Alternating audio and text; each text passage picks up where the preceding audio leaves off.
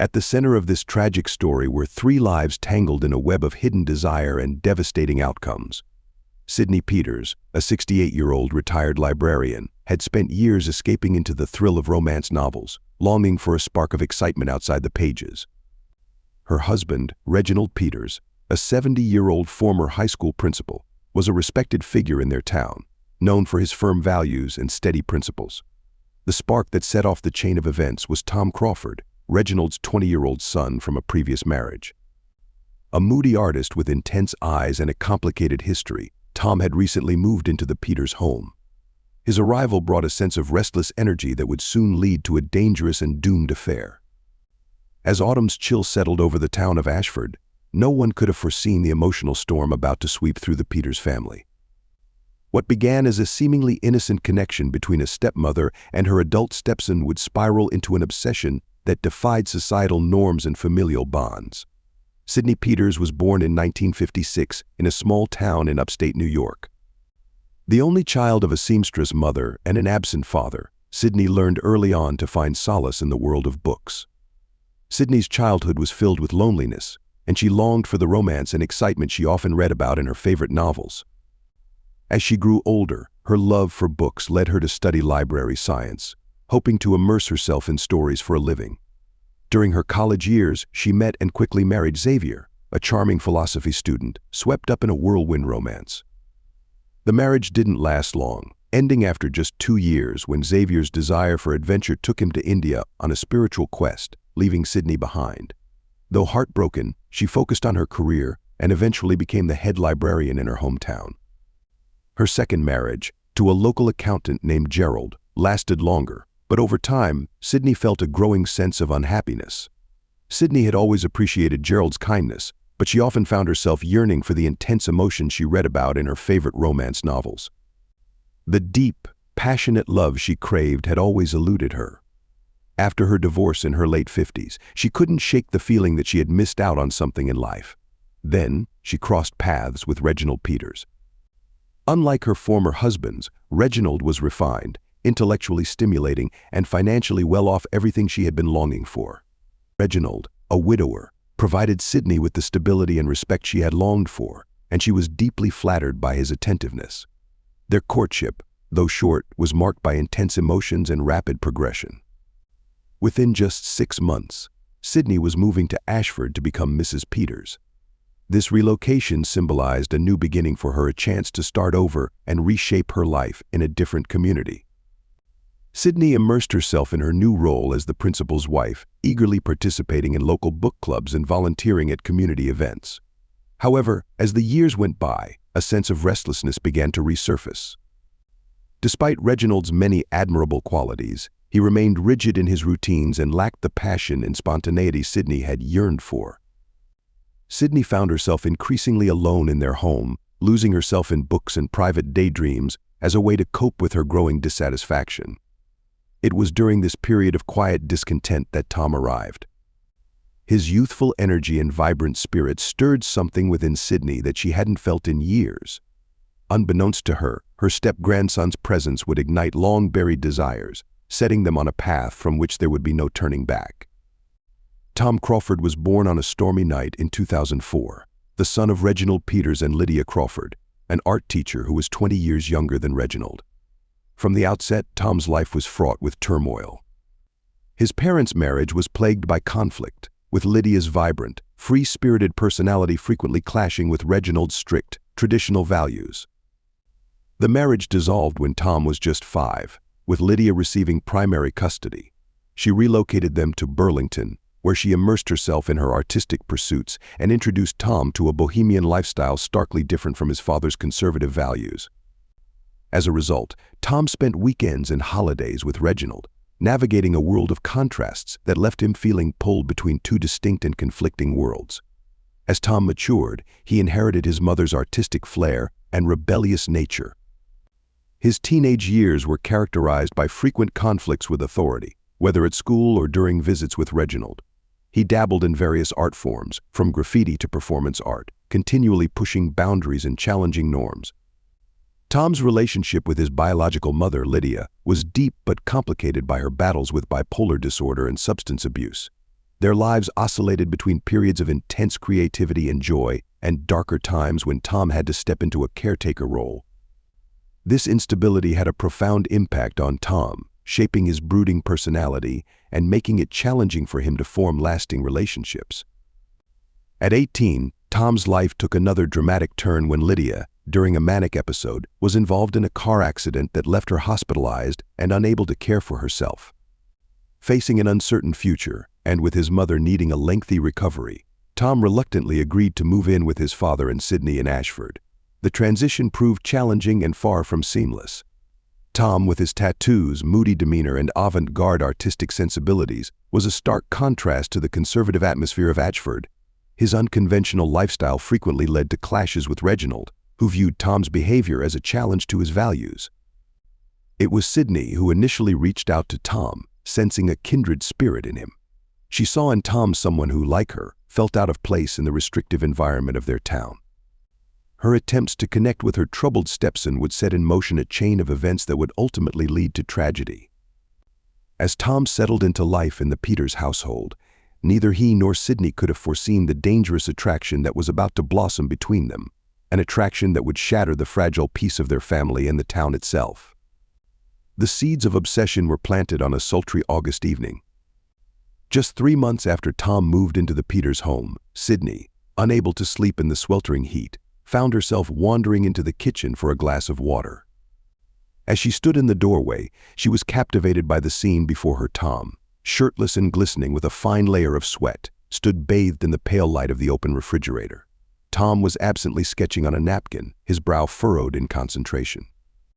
Sydney's breath caught in her throat as she became suddenly aware of his physical presence in a way she had never experienced before. When Tom looked up, startled by her presence, their eyes locked, and for a fleeting moment, it felt as if time had stopped. Flustered, Sydney mumbled an apology and quickly retreated to her bedroom, her heart racing with a thrill she hadn't felt in years. From that night forward, she became acutely aware of Tom's presence in the house. She began looking for chances to be near him, bringing him snacks while he worked on his art in the garage and lingering in the living room during his late-night movie marathons. Initially, Tom was unaware of the shift in Sydney's behavior. However, as the weeks went by, he started to notice her gaze lingering on him and the slight tremor in her voice when she spoke to him. While part of him felt uneasy about the attention, another part, longing for affection, found solace in it. Meanwhile, Sydney's obsession deepened in secrecy, masked by a facade of maternal concern. Sydney started to fantasize about situations where she and Tom could be together, orchestrating seemingly innocent encounters to remain close to him. She offered to handle his laundry, savoring the lingering scent of him on his clothes. She also insisted on driving him to his art classes in town, cherishing the moments of closeness during their car rides. As autumn drew near, Sydney's fantasies grew more consuming. She began envisioning Tom as the hero of her romance novels, embodying the passion and excitement she had always yearned for. In her imagination, their age difference and familial bond melted away, giving way to a story of star-crossed lovers challenging societal norms. Reginald, preoccupied with his work and community commitments, remained unaware of the shifting dynamics in his home. He viewed Sydney's attentions to Tom as a stepmother's attempt to bond with her new stepson, and was pleased to see what he interpreted as a warming of the previously strained relationship between them. However, beneath the surface, tension was steadily mounting. Tom, increasingly aware of Sydney's interest, became more withdrawn. He spent extended hours in the garage, immersed in creating increasingly dark and introspective art. Sydney, seeing his withdrawal as a challenge, redoubled her efforts to connect with him, driven by a heightened sense of urgency. As the leaves changed colors and a chill settled into the air, the Peters household balanced on the brink of disaster. Sydney's obsession, fueled by years of unmet desires and romantic fantasies, was on the verge of breaking into reality. This shift would trigger a series of events leading to tragedy. The boundary between fantasy and reality blurred on a rain-soaked evening in late September. With Reginald away at a conference, Sydney and Tom were alone in the house. A power outage had cast the old Victorian into darkness. Carrying candles, Sydney made her way to the garage, where Tom was focused on a new sculpture. She found Tom frustrated, struggling to continue his work without adequate lighting. Seizing the moment in the flickering candlelight, Sydney proposed they pass the time with a glass of wine, a suggestion Tom accepted with reluctance. As they sat in the dimly lit kitchen, with the storm raging outside, Sydney started to share her past, her unfulfilled dreams, her loneliness, and her regrets. The intimate atmosphere and the effect of the wine seemed to soften Tom's defenses. He began to open up about his own insecurities and fears, his troubled relationship with his mother, his sense of inadequacy in his father's eyes, and his struggle to find his place in the world. Sydney listened intently, her hand occasionally brushing against Tom's in a gesture of comfort that sparked an electric charge between them. As the night progressed and the wine continued to flow, their conversation grew more intimate. Fueled by the alcohol and the charged atmosphere, Sydney eventually confessed her attraction to Tom. Sydney shared how Tom had stirred feelings in her that she believed were long gone, expressing how she saw in him the passion and artistry she had always desired in a partner. Overwhelmed and conflicted, Tom struggled to resist. He spoke of the inappropriateness of the situation and his respect for his father, trying to navigate his emotions and moral dilemma. Despite Tom's resistance, Sydney pressed on, moving closer and lowering her voice to a husky whisper as she recounted the fantasies she had been harboring. In the flickering candlelight, and with the storm raging outside, the line between right and wrong seemed to blur. Their first kiss was hesitant and almost chaste, but it soon grew more passionate, years of pent-up desire and loneliness pouring out in a flood of passion. Sydney's hands roamed over Tom's body, marveling at his youthful firmness, so different from Reginald's aging frame. Tom, despite his initial reservations, found himself responding to Sydney's experienced touch, her confidence igniting a fire within him. They made love on the kitchen floor, surrounded by flickering candles, the storm outside amplifying the intensity of their illicit passion. As they lay entwined on the cold tiles afterward, the weight of reality began to settle in. Overcome with guilt and confusion, Tom silently retreated to his room, unable to speak. Sydney, flushed with triumph and lingering desire, started plotting ways to ensure their encounter wasn't a fleeting moment. The next morning, however, was filled with awkwardness and avoided glances. Tom attempted to apologize and suggested they try to forget what had happened. Sydney was unyielding. She cornered Tom in the hallway, pressing her body against his and whispering promises of discretion and future pleasures. Still reeling from the previous night's events, Tom found himself agreeing to continue their affair, driven by a mix of desire and fear of the potential consequences of refusal. Thus began their perilous dance of secrecy and passion. Their affair unfolded in stolen moments in the dim corners of the house and hurried encounters whenever Reginald was busy with work or community events. Sydney thrived under Tom's attention, feeling more alive than she had in years. She showered him with gifts, expensive art supplies, and designer clothes, rationalizing the expenditures to Reginald as efforts to make Tom feel more at home. Tom, meanwhile, was increasingly torn between his guilt and a deepening emotional attachment to Sydney. Sydney gave Tom the unconditional love and acceptance he had always yearned for, though in an unexpected form. His art became more intense, reflecting themes of forbidden love and hidden desires.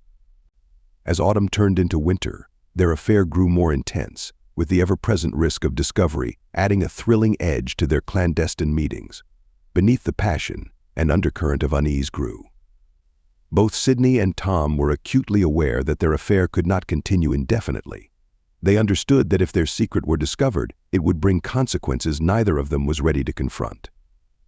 Despite the mounting tension, Sydney and Tom pressed on with their forbidden love, oblivious to the looming storm.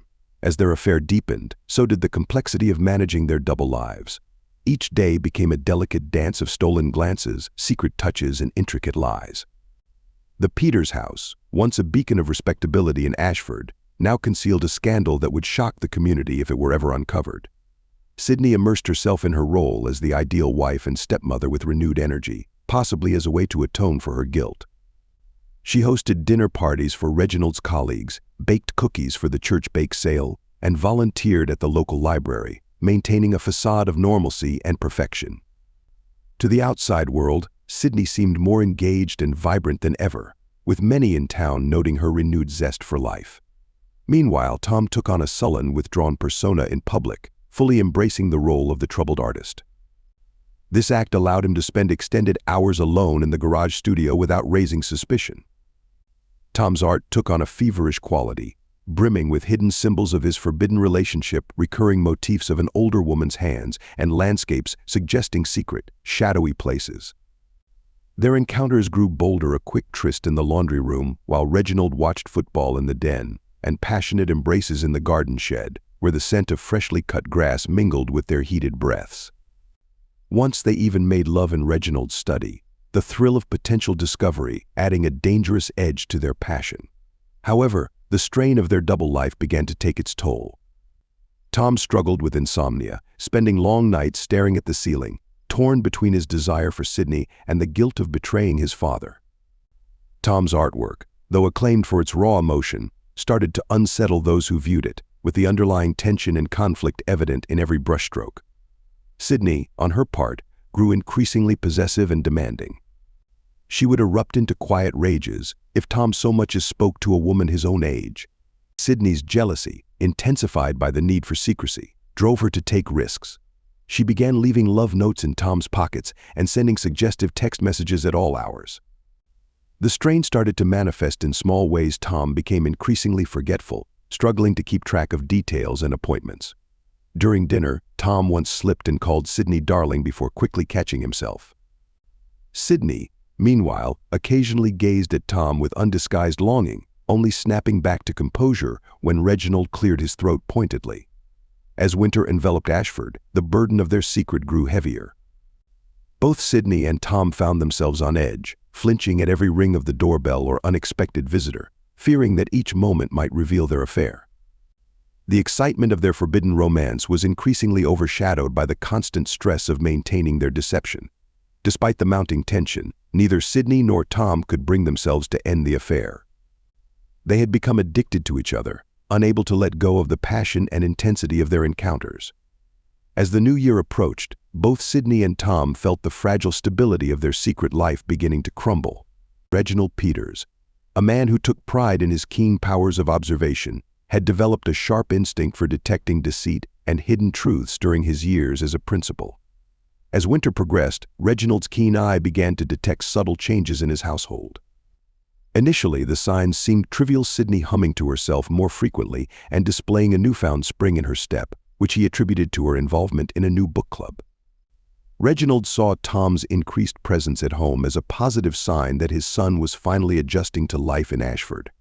However, as January turned into February, more concerning patterns emerged. Reginald began to notice that hushed conversations would abruptly stop whenever he entered a room, raising his suspicions. Reginald observed Sydney and Tom exchanging long, meaningful glances across the dinner table, their eyes conveying an unspoken message he couldn't quite understand. One evening, returning early from a school board meeting, he found the house unusually quiet.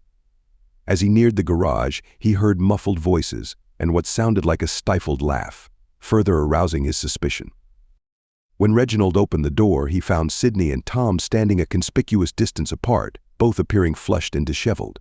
Sydney hastily explained that she had been assisting Tom with his latest art project. Despite her explanation, Reginald couldn't shake the uneasy feeling that something was off. He decided to scrutinize his wife's behavior more closely. Reginald observed Sydney paying more attention to her appearance, wearing perfume, even on days when she had no plans to leave the house. He discovered receipts for expensive lingerie hidden among her belongings, lingerie he had never seen her wear. Tom, too, began to behave oddly around his father, adding to Reginald's growing suspicion. The young man, who had always been moody but generally respectful, now seemed unable to meet Reginald's gaze. He became defensive when questioned about his daily activities, and Reginald once overheard him engaged in a heated, whispered argument with Sydney in the kitchen. A growing suspicion began to take root in Reginald's mind. Reginald found himself lying awake at night, replaying conversations and interactions over and over. He scrutinized every detail, from Sydney's newfound interest in Tom's art to the frequent, seemingly coincidental moments when the two of them were alone in the house. Despite his mounting unease, Reginald hesitated to confront either his wife or his son directly. Part of Reginald resisted believing the growing suspicions, but as winter dragged on, the tension in the Peters household escalated, inching ever closer to a breaking point. The day everything came to a head started like any other. Reginald left for work early, his mind consumed by the mounting evidence of something being seriously wrong in his home. Sydney and Tom, thinking they had the house to themselves, let their guard down. In the midst of a passionate encounter in the master bedroom, they heard the front door open. Reginald, having forgotten some important papers, had returned unexpectedly. In their frantic attempt to separate and dress, Sydney and Tom failed to hear Reginald's footsteps on the stairs. The bedroom door swung open, and for a moment, time seemed to freeze. Reginald stood in the doorway, his face a mask of shock and disbelief.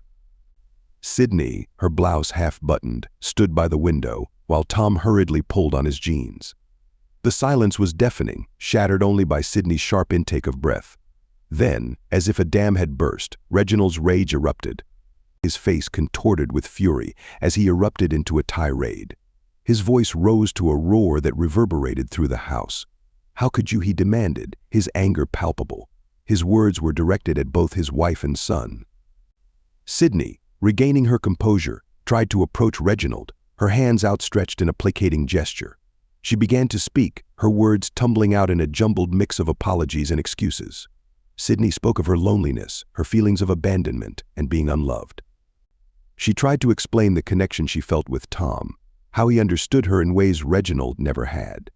Yet, her attempts to justify her actions only seemed to intensify Reginald's anger. Reginald rounded on Tom, demanding to know how long the affair had been going on. Tom, pale and trembling, tried to deflect blame. He spoke of manipulation, confusion, and feeling trapped. But Tom's words rang hollow, and Reginald could see the genuine emotion in his son's eyes when he looked at Sydney. As the confrontation escalated, the room felt increasingly claustrophobic, thick with tension and unspoken accusations. Reginald's rage, once explosive, had hardened into a more dangerous, icy resolve. When Reginald spoke again, his voice was low and controlled, but trembled with suppressed emotion. He told Sydney their marriage was over and demanded she leave the house immediately. To Tom, he declared that he no longer had a son, that the young man before him was dead to him. Sydney, grasping the full weight of the situation, became hysterical. She clung to Reginald's arm, pleading with him to reconsider, to give her another chance.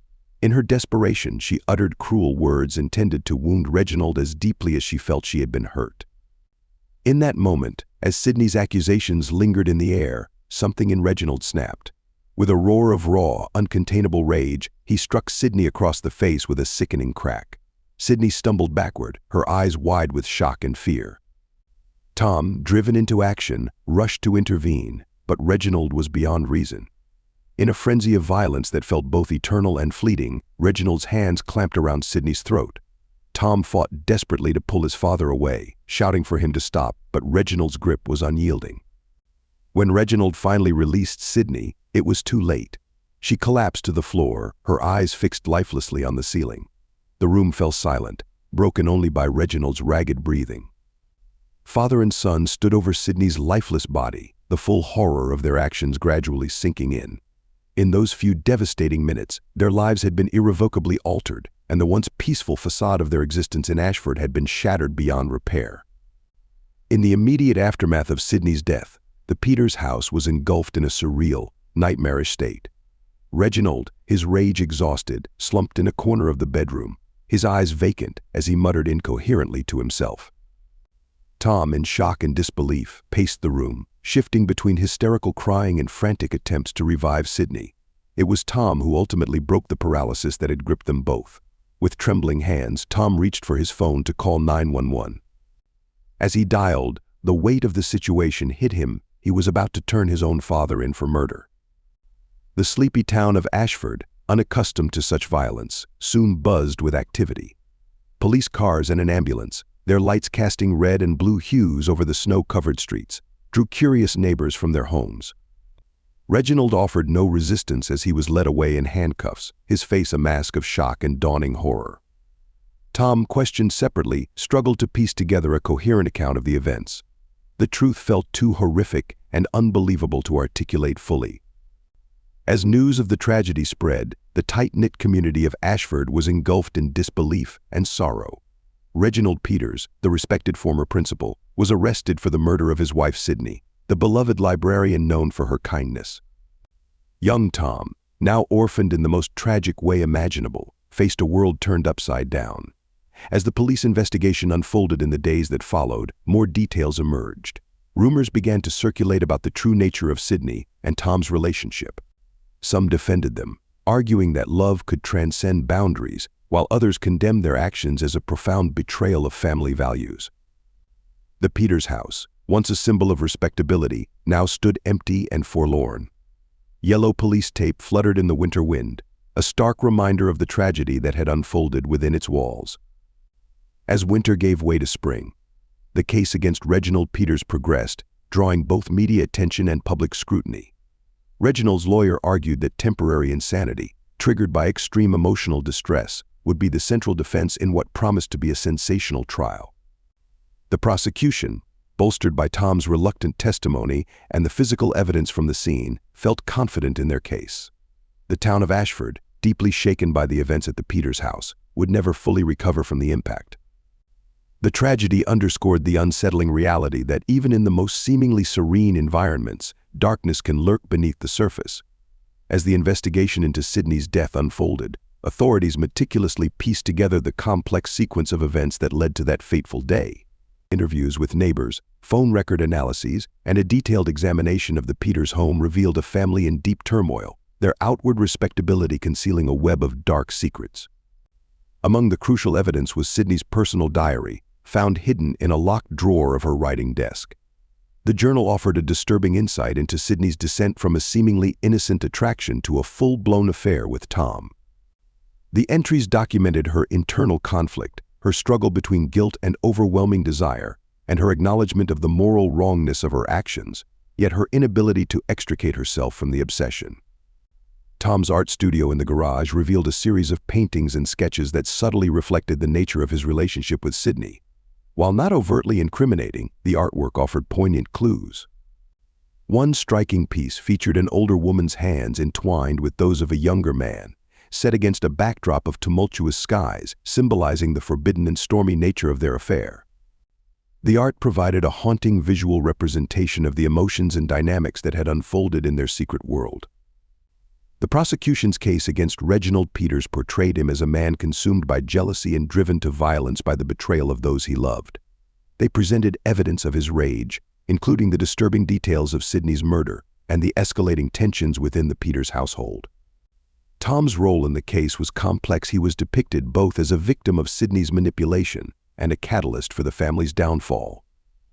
His aunt's brief public statement requesting privacy highlighted the family's struggle to cope with the media frenzy and the intense scrutiny of their personal lives. The trial became a media spectacle, with the community and public divided in their perceptions of the events and the individuals involved. Tom, looking thin and troubled, took the witness stand to give his account of the events leading up to his stepmother's death. His voice was soft as he shared his experiences. Reginald's defense argued that he should be charged with manslaughter rather than murder, emphasizing the severe emotional turmoil he had been experiencing.